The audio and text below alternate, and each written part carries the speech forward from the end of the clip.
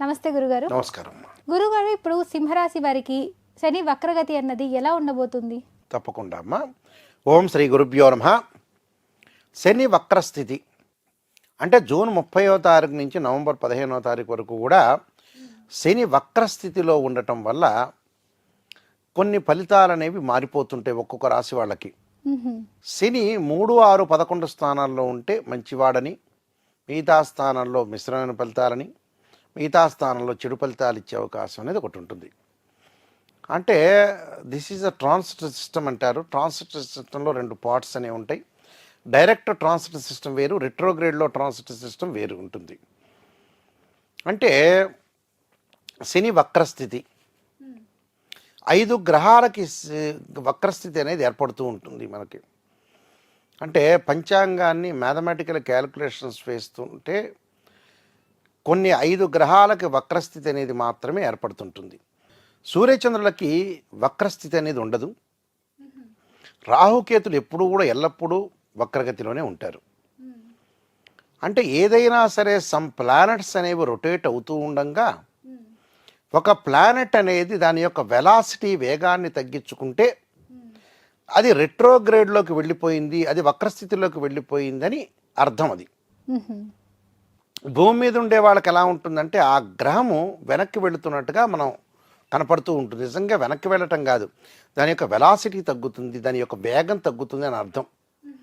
అలానే ఇక్కడ రొటేట్ అవుతూ ఉండగా శని యొక్క వేగము వెలాసిటీ తగ్గింది. ఇక్కడ తగ్గటం వల్ల ఆ శని వక్రస్థితిలోకి వెళ్ళిపోయింది. అంటే జూన్ 30 నుంచి నవంబర్ 15వ తారీఖు 138 రోజుల పాటు. మరి వక్రస్థితిలోకి వెళ్ళిపోయినప్పుడు ఎలాంటి ఫలితాలు ఉంటాయి? దాని వెనక స్థానం యొక్క ఫలితాలు వీళ్ళ మీద పడుతూ ఉంటాయి. అంటే ఇప్పుడు సింహరాశి వాళ్ళకి ఇక్కడ కుంభరాశిలో శని యొక్క సంచారం వక్రస్థితిలో ఏర్పడింది. కుంభరాశిలో సింహరాశి వాళ్ళకి 7వ స్థానంలో శని సంచారం. అంటే షష్టమం యొక్క ప్రభావం అనేది బాగా ఎక్కువ ఉంది. షష్టమం అంటే సుఫలితాన్ని ఇచ్చే అవకాశం అనేది ఖచ్చితంగా ఉంటుంది సింహరాశి వాళ్ళకి. మరి ఏ విధంగా ఉంటుంది అంటే ఇక్కడ 6వ స్థానం యొక్క ఫలితాన్ని మనం చూడాలి. అంటే 6, 7 స్థానాలకు అధిపతి శని. అంటే మకర కుంభ రాస్యాధిపతులు శని కాబట్టి ఇక్కడ దాని యొక్క ప్రభావం అనేది 6th సంబంధించిన పొజిషన్ యొక్క రిజల్ట్స్ అనేవి ఎక్కువగా వస్తుంటాయి. ఆర్థిక స్థితిగతి బాగా మెరుగుపడుతుంటుంది. చిన్న స్థాయి నుండి ఉన్నత స్థాయికి ఎదిగే అవకాశాలు ఉండటం, దాంతో వృత్తి ఉద్యోగాల్లో హోదా పెరగటం, స్థిరత్వం లభించటం, అంటే స్థిరమైన నిర్ణయాలు, స్థిరమైన జీవితాలు, స్థిరమైన ఉద్యోగాల్లో హోదా పెరగటంతో పాటు వీళ్ళకి జరిగేవి ఏంటంటే కొన్ని ప్రత్యేకమైన పరిస్థితులు బాగా ఎక్కువగా కలిసి వచ్చే అవకాశాలు ఎక్కువ ఉంటాయి. అంటే ఎలా ఉంటుందనంటే అనారోగ్యం గురించి కోలుకోవటం, అంటే ఆరోగ్య విషయంలో కొంత మెరుగైన ఫలితాలు రావటం గతం కంటే కూడా. అంటే హెల్త్ పరంగా ఉండే ఇష్యూస్ అనేవి ఉండవని అర్థం. అలానే ఆర్థిక సమస్యల నుంచి బయటపడతారు వీళ్ళు. అంటే ఈ 138 రోజుల కాలంలో ఆర్థిక సమస్యలు ఉన్న వ్యక్తులందరూ కూడా బయటపడే అవకాశం ఉండటం, నిరుద్యోగులకు ఆశించినంత ఉద్యోగం అందడం, వాళ్ళు ఎక్స్పెక్ట్ చేయరు. నాకు ఇంత ఉద్యోగం వస్తుంది, నేను ఒక కంపెనీలోకి వెళ్తున్నాను, ఏదో చిన్న ఉద్యోగం వస్తే చాలే అనుకునే వ్యక్తులకి వాళ్ళు ఆశించిన దానికంటే మంచి జాబ్ వచ్చే అవకాశం ఒకటి ఉంటుంది. ఈ నిరుద్యోగులకి తోటి సహచరులందరూ కూడా అండదండగా ఉండటం, అంటే బంధువులు కానీ స్నేహితులు కానీ ఆత్మవిశ్వాసం పెరగటం, కుటుంబంలో సుఖము, భాగస్వామితో విభేదాలు. భాగస్వామ్యం అంటే ఏమిటి? ఇక్కడ భార్యాభర్తల యొక్క కలయికలో ప్రాబ్లమ్స్ రావటం, పార్ట్నర్షిప్ వ్యాపారం చేస్తున్న వ్యక్తులకు కూడా విభేదాలు వచ్చే అవకాశాలు ఉంటాయి. అంటే విభేదాలు రాకుండా కాపాడుకోవాలి. భర్త ఒక మాట అన్నా భార్య సర్దుకుపోవాలి, భార్య ఒక మాట అన్నా భర్త సర్దుకుపోవాలి. వ్యాపార పరంగా ఇద్దరు పార్ట్నర్షిప్ ఉన్నా కూడా వాళ్ళు కూడా సర్దుకుపోవటం అనేది ఇంపార్టెంట్.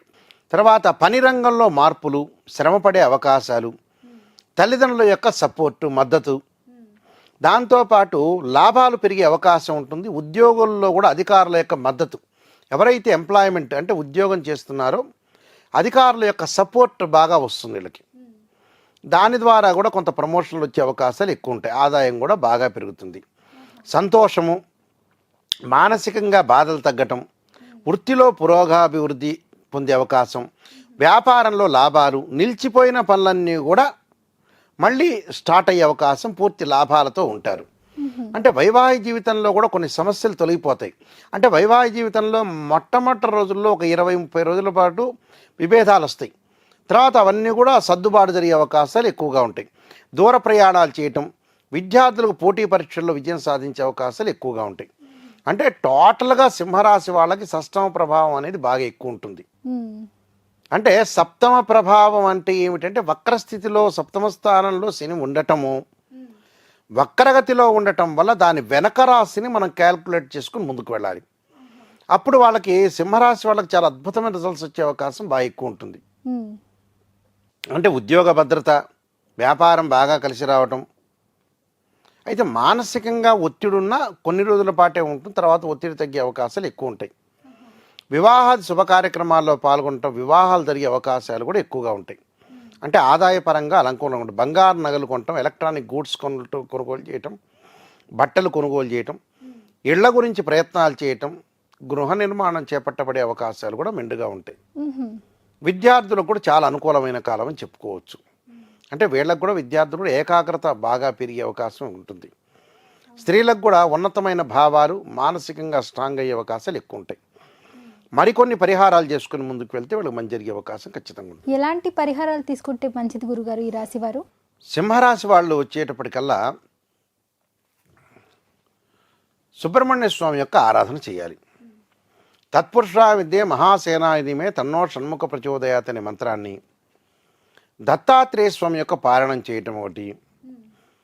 వీలైతే ఆదిత్యాయ సోమాయ మంగళాయ చ బుధాయ చ గురు శుక్ర శనిభ్యచ్చ రాహవే కేతువే అని నవగ్రహాల యొక్క ప్రదర్శన చేయటం వల్ల వీళ్ళకి మంచి ఫలితాలు వచ్చే అవకాశం ఖచ్చితంగా ఉంటుందమ్మా. చాలా చాలా ధన్యవాదాలు గురుగారు. నమస్కారం. ఇప్పుడు ఆపరేషన్ లేకుండానే మోకాళ్లకు ప్లాస్మా ట్రీట్మెంట్, మీ ఆర్థోపెటిక్ సమస్యలన్నిటికీ రోబోటిక్ టెక్నాలజీ ద్వారా తక్కువ ఖర్చుతో శాశ్వత పరిష్కారం, ఫ్రీ కన్సల్టేషన్, ప్రతి ట్రీట్మెంట్ పై 20% డిస్కౌంట్. ఈ ఆఫర్ కొద్ది రోజులు మాత్రమే, త్వరపడండి. V9 hospitals 9281465842.